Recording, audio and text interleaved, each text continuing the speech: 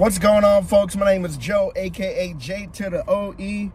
The Nintendo Switch, we keep talking about it because I love collecting for it. I love playing it. It's my favorite system right now.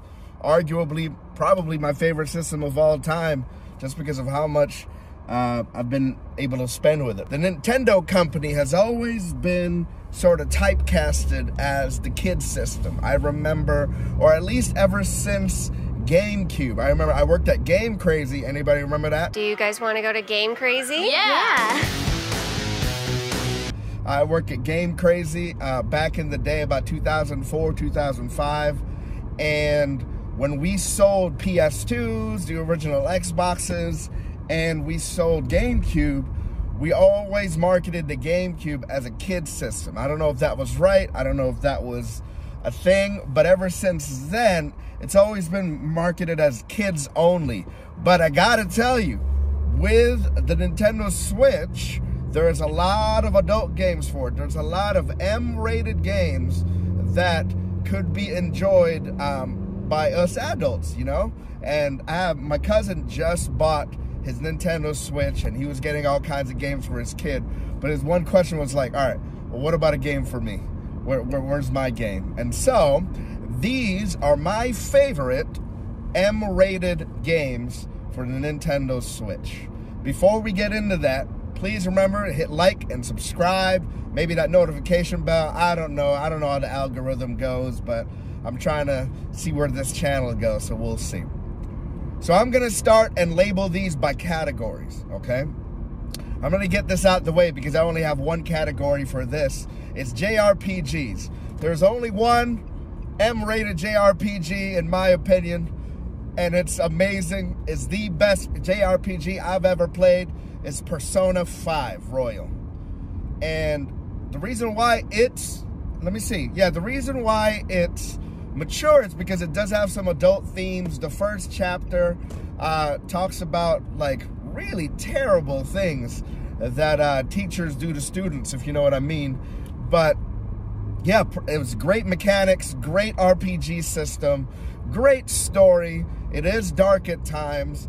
It'll net you over 100 hours of gameplay minimum just to get through the whole game. If you want to do all the side stuff, then even more. But yeah, for JRPGs, there's only one, and that's Persona 5. We're going to go into first-person shooters, and I have two for this one. Wolfenstein 2 and The Outer Worlds. Now, I know The Outer Worlds gets a lot of flack, but I think it's been patched up, and it's pretty good right now. And I honestly had a great time with it, you know. I had a good time with the story. I had a good time with adventuring and the spacing and all of that. And yeah, it was fun. The story was fun. The decisions were fun. I mean, it was by the team that made Fallout 3, I think, or Fallout New Vegas. And there's a lot of that. So it's like Fallout in space. Probably what Starfield tried to be. Emotional damage. But, you know, graphics-wise, Starfield's got it. But story-wise, I really did enjoy Outer Worlds. And then the second first-person shooter is Wolfenstein 2. Wolfenstein 2, it's kind of historical alternative fiction where the Nazis won and you're still fighting them. There's crazy scenes, crazy violent scenes, and that's why this is M-rated. And yeah, there's scenes which you have with Hitler. There's scenes... there's an execution scene. There's crazy. I'm trying not to give it away too much, but it's amazing. It's fun. Wolfenstein 2, especially if you want to. I don't know why it was controversial, but really it's just against Nazis, and so I guess if you're a Nazi, it's controversial to you. But anyways, Wolfenstein 2 was fun. Wolfenstein 2 kept me at the edge of my seat, and yeah, there were times like in the ice cream parlor. That's all I'm gonna say. That was like, oh man, what's gonna happen? And that was really cool. Wolfenstein 2 is probably my favorite first-person shooter that's M-rated in the Nintendo Switch. Now we're gonna talk about some action RPGs. You know, I got three of them. One is The Witcher 3, Switcher 3, you know, as it's called. Great if you're in a fantasy, if you're in a high fantasy. I have third person, lots of stories. It's M-rated probably because of the nudity and the violence as well. Another high fantasy This is in first person, which is Elder Scrolls Skyrim. If you haven't played Skyrim, Skyrim probably is one of my favorite games of all time. Or if I was in a deserted island and I had a few games that I could only play for the rest of my life, it'd probably be Skyrim. And I say that because I've played it probably 4 or 5 times in different systems. I played it when it first came out in the 360. I played Skyrim on Xbox One. I played VR Skyrim, which was crazy, especially when you're fighting the spiders on PS4. I played Switch on Skyrim, and believe it or not, I played Amazon Alexa Skyrim, which is kind of crazy, but it's really fun. It's fun to do when you're on the couch and you're bored and you just want to talk to Alexa. And yeah, so all those iterations of Skyrim, it has to be a good game, right? And yeah, a lot of high fantasy, really cool. And then the third action RPG that I'm into is Nier Automata. Nier Automata is probably M-rated because of the storyline, the violence, and because she's wearing kind of a little something skimpy, and you can self-destruct it off if you feel the need, I guess. Yeah, but Nier Automata, story-wise, is really cool. It kind of messes with your head a little bit. It messes with you.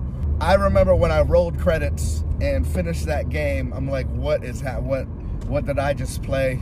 You know, and yeah, it was really cool. I really enjoyed the mechanics. I like the fast-paced action. Nier Automata, a good M-rated action RPG for the Nintendo Switch. Now we're gonna talk about visual novels. I like visual novels. I like reading, and when I kind of want to get my reading fix, but also want to be the protagonist and not just read about the protagonist, I go into my visual novel fix.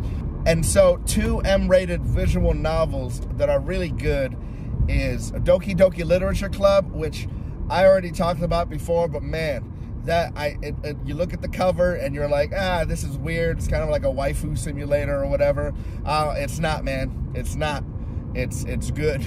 It'll mess with you too, just psychologically. And it is very much M-rated. Yes, it is very much M-rated. The Danganronpa collection, or all the different Danganronpa games on the Switch, also M-rated. You're basically in a school.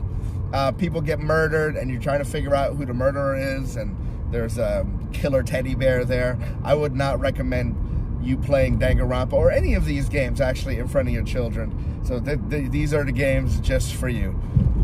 So for the visual novels, Danganronpa and Doki Doki Literature Club. And you know I love my indie games, and so here are like a couple of indie games that are M-rated that I think are really, really great. If you look at this box or whatever, I went through my top 10 favorite indie games on the Nintendo Switch, but these are 2 indie games that are M-rated that are really good, and you should check out. One is Trek to Yomi. It's a side-scrolling 2.5D samurai game. It's black and white, kind of with the Kurosawa kind of aesthetic, and it's good. Like, it's fun. It reminds me a little bit of Ghost of Tsushima, if you can do that. But it's good. I mean, the samurai gameplay is good. The story is great. It is violent. That's probably why it's M-rated.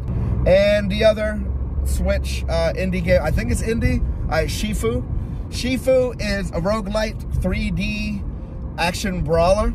And it kind of reminds me of, if you're a Bruce Lee fan, it kind of reminds me of Game of Death as you're going through these levels. And, you know, your master, your Shifu, gets killed when you were a kid, and you got to exact revenge. You know, it's kind of like Kill Bill in that sense. There's a lot of violence. And, again, that's probably why it's M-rated.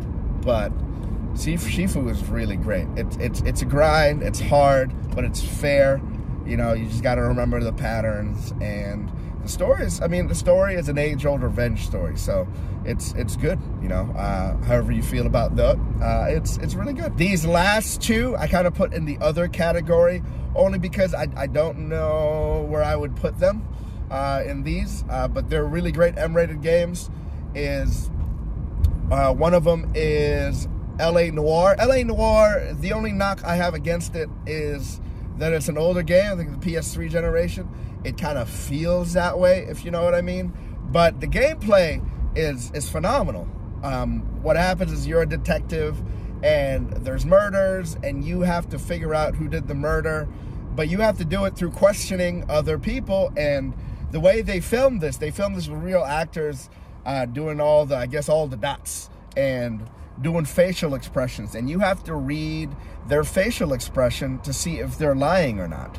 And it's really cool. I mean, I don't know any other game like it. And yeah, aside from it just feeling a little bit slow and that last act just being really crazily weird, but LA Noire on the Switch is great. It's a great M-rated game. The great thing is too, it's cheap. It's probably around $20, so go get it. The rumor mill has it that it's kind of going to start going up in price.